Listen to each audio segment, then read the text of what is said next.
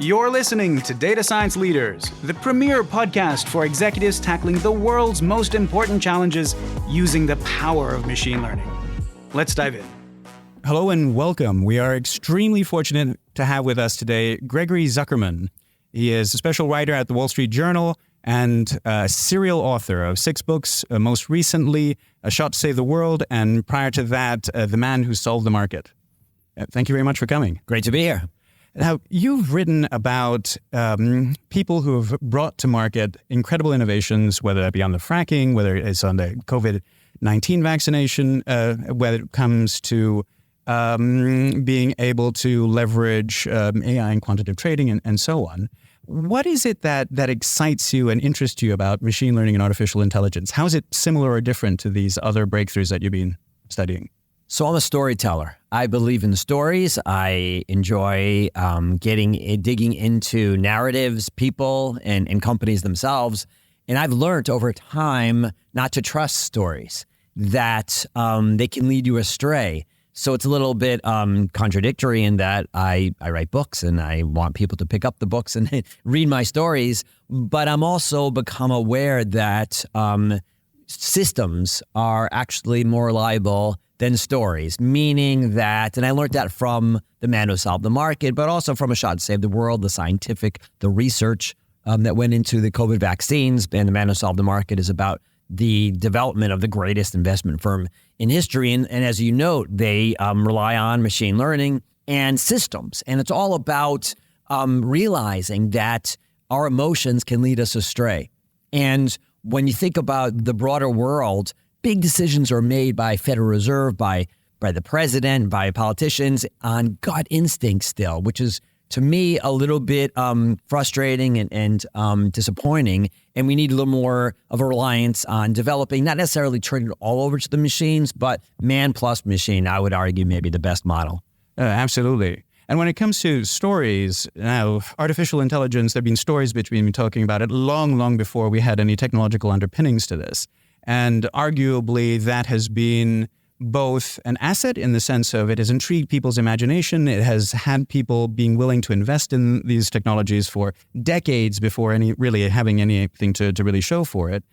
But also, there's that worry about it leading us astray in terms of, well, we think we know what it should do versus what it actually does.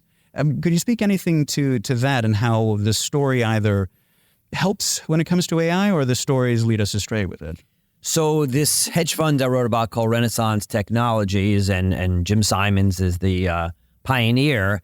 They were doing algorithms, predictive algorithms. We're talking decades ago, in the 70s, in the 1980s.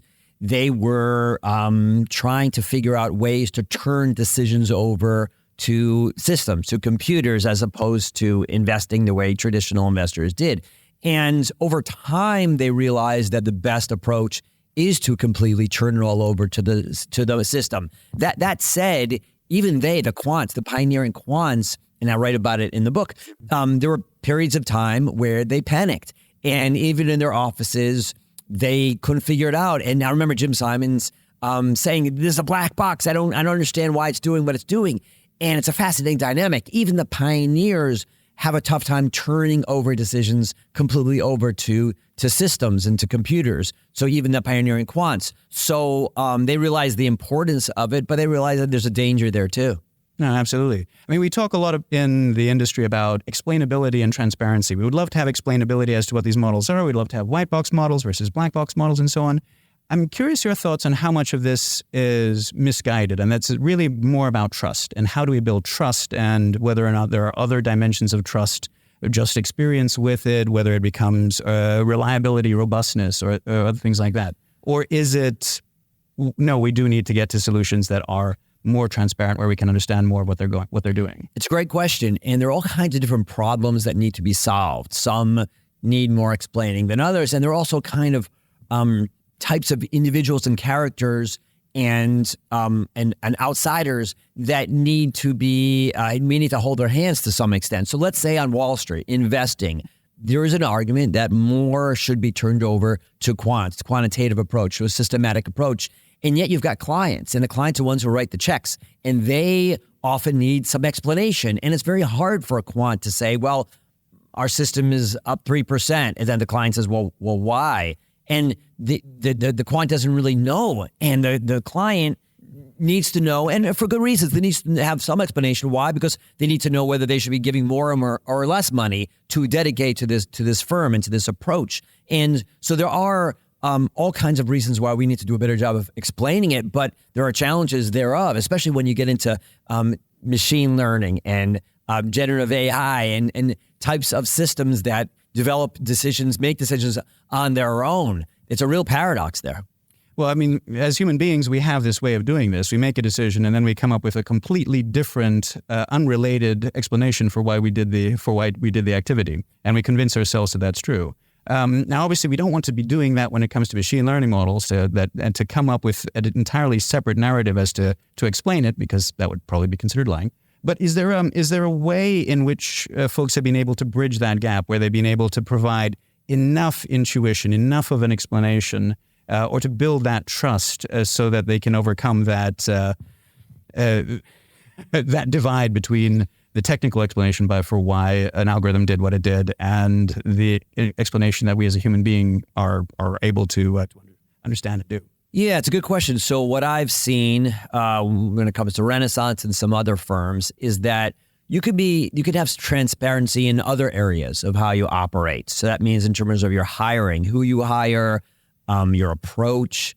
I can tell you all kinds of details about how they build their organization, and so that's a level of transparency that does reassure investors to some extent. Yeah, they don't really know why they're up or they're down in a certain period, but they understand what they're trying to discover, what their approach is, that they're not making one big bet here, one big bet there. It's about relationships. I write about it. And so if you can give people some of that, some transparency in your approach, in your hiring, in your organization, I think that goes a long way. Wow. I mean, ironically, it almost sounds like you're providing trust in the people, and you're providing trust in the processes of the organization which are creating these algorithms. So at the end of the day, you might not trust the algorithm, you might not have a way to trust the algorithm, but you trust the people who built the algorithm, and you trust the processes and the technology that they had in place in order to create it. Yeah, that's exactly right. It's also important to remember to turn it around a little bit and say, well, it's not so clear why traditional approaches what people using traditional approaches are making their decisions either. In other words, the human brain is a black box. So you could say, well, yeah, that firm and that approach is a black box. I can't figure it out. I'm going to dismiss it. Well, okay, you're going to instead choose the decisions and rely on the decisions of those. You can't figure out why they're making it either. Maybe they woke up on the wrong side of the bed. They got in a fight with their girlfriend. They get panicked. They've got something going on you're not even aware of. So you think you understand why decisions are made in the traditional sense. Well, maybe there's a black box in both worlds. Yes, it's one of those things where if you think that that models are either black box or biased or unreliable or non-transparent, it's like, have you tried people? Yes. Yeah. Seriously. Yeah. I can't figure out myself why I make decisions, let alone, someone I entrust and depend on and rely on. So, yeah. Well, and in terms of the algorithms, you are able to go in and test those both a priori and go back and unpack them in a way that, again, it probably would be unethical to do with human beings. Yes, that would be true. Listen, I'm not advocating turning everything over to machines, but I do believe in some machine plus man or man plus machine approach, some set of rules. You look at like air traffic pilots and surgeons. They don't just kind of wing it. They've got a checklist, and there's something to be said for having some sort of systematic approach to life, I think. No, absolutely. I guess on that, obviously folks are very, very concerned and worried about generative AI and the degree that it replaces human intelligence. But I think from everything that we've discussed so far, these are very much complementary technologies, and maybe the benefit of them is that they are more dissimilar than we think. Would you say that, or?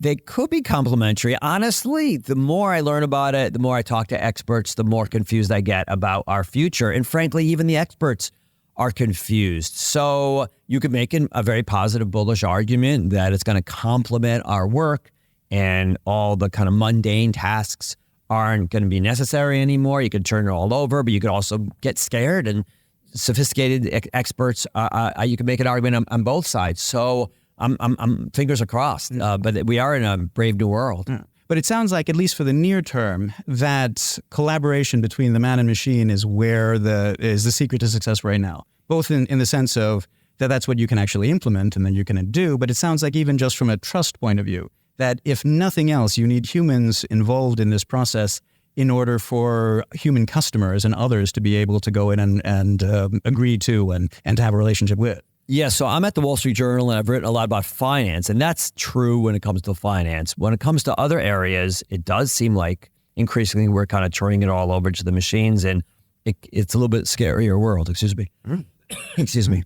Any particular areas where you think that we're going to be seeing the machines making more of these decisions in the very near term?